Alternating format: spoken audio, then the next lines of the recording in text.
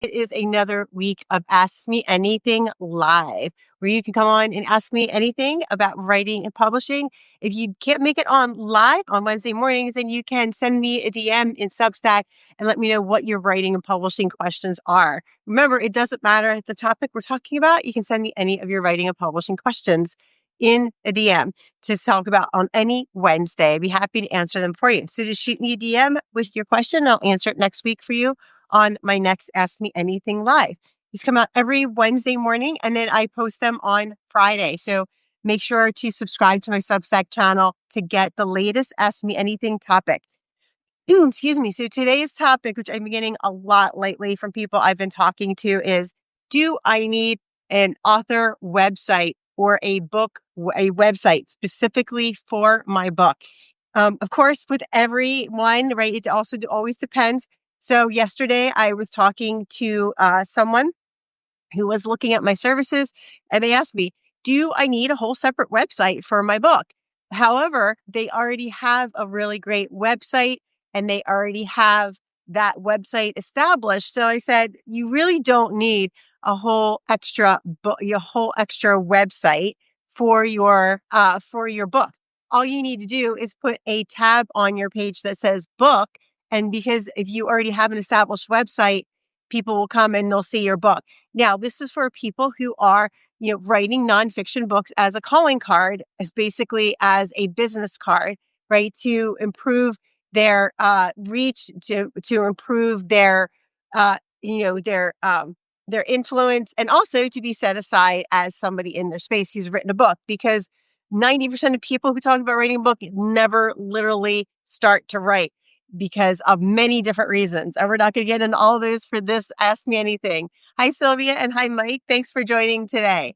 So anyway, so I said, so if you are a thought leader and you're writing a book for those reasons, you don't have to have an author website. You might be writing 2 or 3 books, and that's okay. I would just put them all under a book tab on your current business website because it's all part of what you offer in your business, right? So you have your book, you probably have a blog, you obviously have services or products that you're offering in your business. So you just put that book right on your website.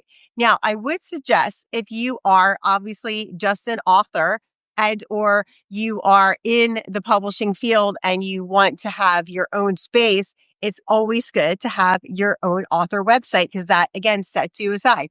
I don't currently have my own author website. It's because I've been busy building other things. But I do plan on having one at some point to post my own books on there. I've just been really busy with other things and I have not gotten to my own author website yet. But it is a good idea because especially if you are planning on going with a traditional or a hybrid publisher, having your own website with your name, so your first name, last name.com is a great idea. Now, if you have a really common first and last name, you can use like your initials, your first 2 initials and your last name. You can use your middle name in with your website. You can have your first name, last name, author.com, or you can put author in a different place. So you can be pretty creative on how you can find a domain name you can use if you have a really common name and someone else already has it. Now, you'll want to check to see if your domain is taken by, like I like to use Gandhi.net for my domains. You can use there's so many servers out there, but I like Gandhi because it's really easy. They don't try to sell you a bunch of extra stuff. So go and check and see if someone's using it on a server that sells domains. And then if no one's using it, then obviously buy it. I always recommend people buy it for 3 years at a time because if your website gets really popular, it's going to be more expensive to renew your domain. So anyway, if you are an author and you plan on going with a traditional or hybrid publisher, then yes, I would say absolutely you want your own author website. Another reason why you may want your own author website is if you are a nonfiction author, but you're planning on writing a series of books, right? But you're not just a nonfiction author, you're a thought leader and maybe a nonfiction author, but you're planning on writing a series of books. So if you're planning on writing a series of like 3 to 6 books, it may be a good idea to have a whole separate author page because just to feature your books because you have so many of them. Right. So I say if you're getting to 3 or more books, you definitely want to consider having an author website, even if you are a nonfiction author and you're a thought leader. So these are some reasons you may or may not want to have a website. I always recommend having your own website and not having a social media site as your website. I sometimes ask my clients or prospects that I'm talking to, what is your website? And they send me to a Facebook page. Now, we all know that Facebook can take down your page at any minute and you don't own that space. So you always, always, always want to own your own space for your website. And it doesn't cost a lot. It costs maybe $200 to $300 a year to get your website set up on something like Squarespace. It's really easy, drop and drag. I use that for all, like any of the client websites I build for author websites, which is not a main thing I do, but I do offer that for clients. If they're looking for an author website, I can build one for them. I've done that for several clients in the past and help them put their books on their new author website. And then, in addition to that, you also want to make sure that you consider the social media aspect of it too, although don't rely heavily on that, but you do want an email list. And I always recommend ConvertKit because they give you up to 1,500 emails for free. So you want an email list that you own and you want your website that you own because you have full control over this, right? So Facebook, Instagram, like even Substack, Blue Sky, these are all great places to share your information. But you don't own these platforms and anything can get you taken down, right? Like YouTube can take down your channel, unfortunately, and you really have no recourse if YouTube doesn't want to give it back to you.